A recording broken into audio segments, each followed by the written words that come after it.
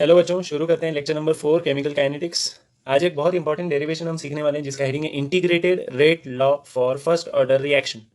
Suppose हमारे पास एक reaction है, रिएक्टेंट ए है जो प्रोडक्ट बनाता है, ए गिव्स प्रोडक्ट्स। उसका रेट लॉ क्या होगा? Rate is directly proportional to concentration of A raise to X. अगर प्रोपोर्शनलिटी खोल दूंगा तो क्या मिलेगा? Rate is equal to K into concentration of A raise to X. What is K? Rate constant. ठीक है। If the reaction is a first order reaction, हमारा heading ये है ना, integrated rate law for first order reaction. तो अगर reaction first order reaction है तो एक्स का वैल्यू क्या होगा? ये जो ए रेस टू एक्स है ना, तो एक्स का वैल्यू क्या होगा? 1। ठीक है। Therefore rate is equal to K into concentration of A raise to 1। अगर मैं इसको इक्वेशन 1 पकड़ू, ए रेस टू 1 लिखो या ये 1 नहीं लिखो चलेगा। ठीक है, इसको इक्वेशन 1 बोला। दूसरी बात, हमको और एक बात पता है कि रेट का और एक फॉर्मूला है। We also know that rate is equal to minus change in concentration of A upon change in time. इसको इक्वेशन 2 पकड़ लिया। अगर आप ध्यान से देखो इक्वेशन 1 और 2 को, दोनों का एलएचएस सेम है। So what we can do, we can equate equations 1 and 2। RHS दोनों को इक्वेट कर देंगे तो क्या मिलेगा? Minus d concentration of A minus change in concentration of A upon dt is equal to k concentration of A। ठीक है, ये concentration of A और यहाँ भी A वाले टर्म्स एक साइड में लेते हैं तो ये A इस तरफ भेज देंगे और ये dt उस तरफ भेज देंगे तो ये मिलेगा बराबर minus change in concentration of A upon concentration of A is equal to k dt।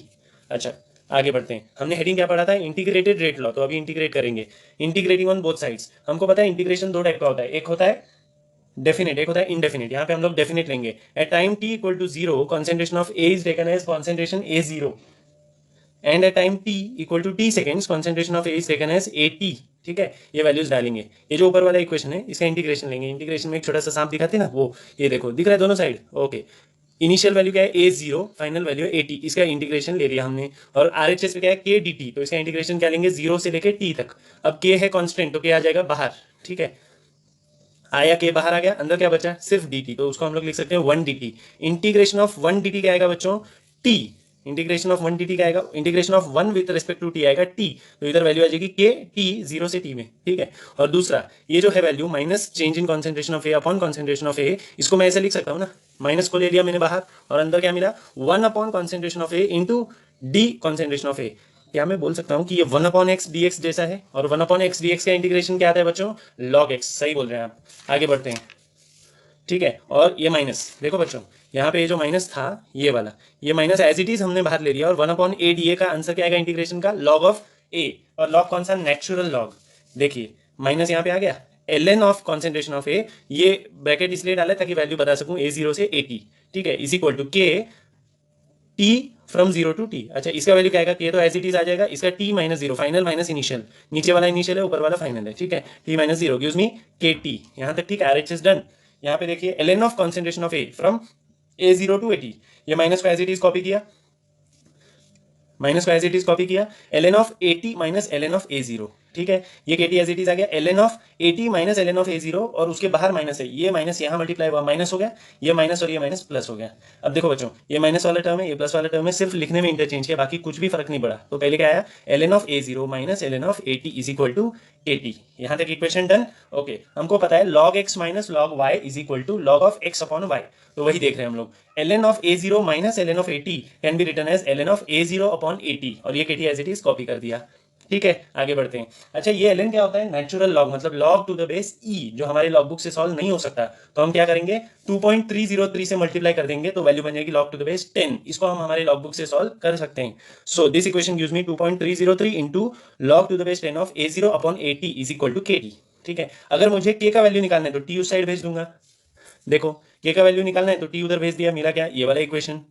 T का वैल्यू निकालना है तो के उस साइड भेज दूंगा, मिला क्या? ये वाला इक्वेशन। मतलब ये दोनों में से जो इक्वेशन आपको डिराइव करने हो आप कर सकते हैं। ठीक है, अच्छा, ये जो इक्वेशन है ये बहुत इंपॉर्टेंट है एग्जाम में। इस पे न्यूमेरिकल्स तो आते ही हैं और डेरिवेशन भी 2 से 3 बार पूछा जा चुका है बोर्ड एग्जाम में। ठीक है, अच्छा, तो क्या करना चाहिए हमने ऐसे जब भी कोई डेरिवेशन आए? अभी बता रहा हूँ ताकि आप वीडियो पॉज करके क्या करना चाहिए, जब भी ऐसा कोई डेरिवेशन आए, ऐसा डेरिवेशन वीडियो पॉज कर करके स्टेप वाइज लिख लेना चाहिए, क्योंकि लिखने से हम प्रैक्टिस परफेक्ट हो जाते हैं और हमको याद रहने लगती हैं चीजें। ठीक है, आगे बढ़ते हैं।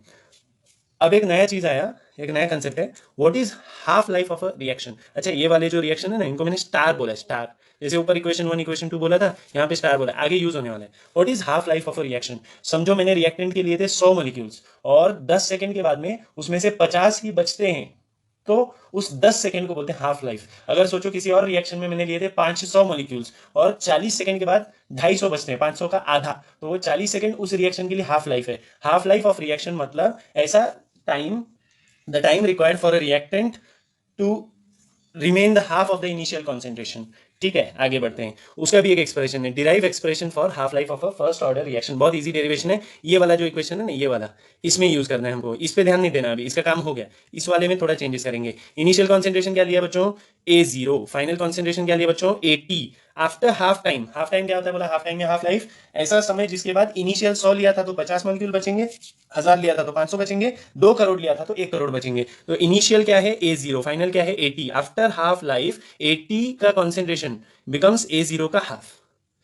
After half life concentration of AT is equal to A0 upon 2। ये है हाफ लाइफ। ठीक है, इसके डेरिवेशन देखते हैं, इस इक्वेशन पे फोकस कर रहे हैं हम लोग।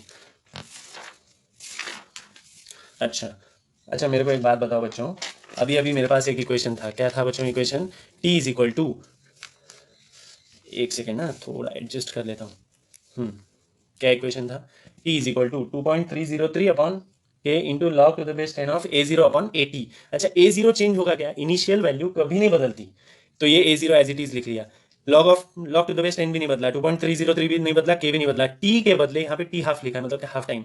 AT था ना, what is AT, final time, पर हम यहाँ पे क्या डिराइव कर रहे हैं, हाफ टाइम, तो AT के बदले आएगा A0 अपॉन 2, इनिशियल का हाफ। ठीक है, यहाँ तक क्लियर है। अब मैं आपको बता देता हूँ, ये A0 और ये A0 कैंसिल हो जाएगा, ये क्या है 2 ऊपर आएगा, डिनोमिनेटर का डिनोमिनेटर क्या होता है, न्यूमरेटर, मैंने आपको बताया हुआ है पहले, दुश्मन का दुश्मन क्या होता है, दोस्त, तो ये 2 किधर है, अपॉन के अपॉन में, डिनोमिनेटर का डिनोमिनेटर न्यूमरेटर होता है, ये 2 चले गया ऊपर, लॉग ऑफ 2 बना। ठीक है, log of 2 to the base 10 निकालोगे लॉग बुक से तो वैल्यू आएगी 0.3010। ठीक है, ये वैल्यू और ये भी एक कांस्टेंट है, दोनों मल्टीप्लाई कर दिया तो वैल्यू मिलेगी 0.693 upon k. T half is equal to 0.693 upon k. एक बहुत इंपॉर्टेंट चीज, यहाँ ये एक्सप्रेशन खत्म हो गया, यह फाइनल आंसर है डेरिवेशन का, पर एक बहुत इंपॉर्टेंट चीज, कभी कभी ना एग्जाम में ऐसे पूछा जाता है, ऐसा कौन सा रिएक्शन है, ऐसे कौन से ऑर्डर का रिएक्शन है जिसमें टी हाफ का वैल्यू इनिशियल या फाइनल कॉन्सेंट्रेशन पे डिपेंड ही नहीं करता, तो वो फर्स्ट ऑर्डर है, क्योंकि हमने फर्स्ट ऑर्डर डिराइव किया है। टी हाफ की वैल्यू 0.693 अपॉन के तो रेट कांस्टेंट है, नए इनिशियल कॉन्सेंट्रेशन की वैल्यू है, नए फाइनल की, और ये तो एक कांस्टेंट है, मतलब टी हाफ की वैल्यू हमेशा फिक्स आती है फर्स्ट ऑर्डर रिएक्शन में। कब, मतलब हर एक रिएक्शन के लिए अलग अलग फिक्स्ड वैल्यूज आएगी, किसी रिएक्शन के लिए 5 आएगी, किसी रिएक्शन के लिए 40 आएगी, और जिसके लिए 40 आएगी उसके लिए हमेशा 40 आएगी, भले आप 1000 मॉलिक्यूल लो शुरुआत में या 10,000 लो, उससे कोई फर्क नहीं पड़ता। अब बहुत ईजी से ग्राफ्स हैं वो देखते हैं। कॉन्सेंट्रेशन ऑफ ए रिएक्शन में, reactant versus time, concentration of A, time जैसे जैसे बढ़ेगा, लेफ्ट टू राइट देखिए टाइम बढ़ते जा रहा है, वैसे वैसे रिएक्टेंट का कॉन्सेंट्रेशन कम कम कम कम होते जाएगा। ठीक है, क्योंकि रिएक्टेंट तो कंज्यूम होगा, यूज हो जाएगा। अच्छा, इनिशियल कॉन्सेंट्रेशन अगर मैं बढ़ाते जाऊंगा तो रेट बढ़ते जाएगा, एक्चुअल में इनिशियल कॉन्सेंट्रेशन बढ़ता नहीं है, पर अगर मैंने एग्जांपल लिया 100 मॉलिक्यूल लेके देखे और रिएक्शन का स्पीड चेक किया, रेट चेक किया, फिर 200 लेके चेक किया, फिर 400 लेके चेक किया, जैसे जैसे इनिशियल कॉन्सेंट्रेशन बढ़ाऊंगा रेट ऑफ रिएक्शन बढ़ते जाएगा, 45 डिग्री पे आएगा स्ट्रेट लाइन। ठीक है, अब एक बड़ा इंपॉर्टेंट बात, हर महाराष्ट्रियन आदमी इंडियन है कंपलसरी, पर हर इंडियन आदमी महाराष्ट्रियन होगा इसकी कोई गारंटी नहीं। हो सकता है कोई तमिलनाडु का हो तो वो मराठी आदमी नहीं है, हो सकता है वो आसाम का हो तो वो मराठी आदमी नहीं है। वैसे ही दुनिया का हर लॉग वाला ग्राफ स्ट्रेट लाइन ही होगा, और दुनिया का हर स्ट्रेट लाइन ग्राफ लॉग वाला होगा इसकी श्योरिटी नहीं दे सकते, कभी कभी हो सकता है, कभी कभी नहीं भी होगा। ये क्यों ज्ञान बांट रहा हूं, अब आगे का ग्राफ देखने के लिए देखो, log of A0 upon AT versus time, ये ग्राफ स्ट्रेट लाइन ही आएगा क्योंकि लॉग इन्वॉल्व, किसी एक एक्सिस पे हो ना तो भी चलेगा, दोनों एक्सिस पे हो तो भी चलेगा। अच्छा, यहाँ पे भी देखो log A0 upon AT versus concentration versus time लोगे तो ग्राफ ऊपर से शुरू होगा, यहाँ से शुरू होगा, जीरो से, ओरिजिन से नहीं शुरू होगा। ठीक है, और वर्सेस कॉन्सेंट्रेशन लोगे तो ओरिजिन से शुरू होगा, 45 डिग्री पे जाएगा। एक बात समझ गए क्या, ये तीनों ग्राफ स्ट्रेट लाइन है, पर इनमें से 2 लॉग है, मतलब लॉग वाला ग्राफ कंपलसरी स्ट्रेट लाइन है, पर हर स्ट्रेट लाइन ग्राफ लॉग होगा इसकी कोई गारंटी नहीं है। ठीक है, आज का लेक्चर यहीं समाप्त करते हैं, नेक्स्ट लेक्चर में हम लोग जीरो ऑर्डर रिएक्शन का इंटीग्रेटेड रेट लॉ देखेंगे। थैंक यू सो मच, उम्मीद करता हूं आपने ये सारा डेरिवेशन कॉपी कर लिया है, और 2 बार प्रैक्टिस करेंगे फिर ही नेक्स्ट लेक्चर ओपन करेंगे। थैंक यू सो मच, जय हिंद, पढ़ते रहिए, बढ़ते रहिए।